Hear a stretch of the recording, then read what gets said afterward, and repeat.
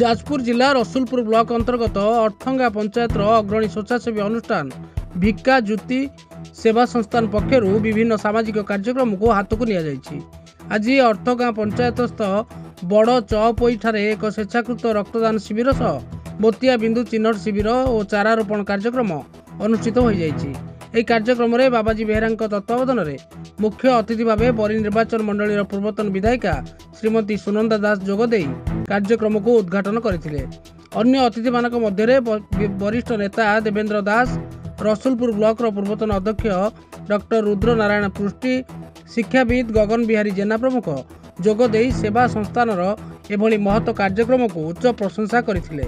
रक्तदान शिविर में 50 रु ऊर्ध्व यूनिट रक्त संग्रह होता बेले शताधिक चक्षु रोगी सेमानक आखि परीक्षा मध्य कराइथिले। शेष में स्थानीय मेलन पड़िया विभिन्न किसमर चारा रोपण करा जायतिला। संस्थान संपादक जगबंधु शतपथी और सुश्रिता बेहेरा समेत जाजपुर जिलार 2 सामाजिक अनुष्ठान हेल्प हैंड एवं विपदर बंधु अनुष्ठान कर्मकर्ता माने उपस्थित रही कार्यक्रम परिचालन में सहयोग करथिले। Jajpur Prakash Chandra Sahu report news X Odia.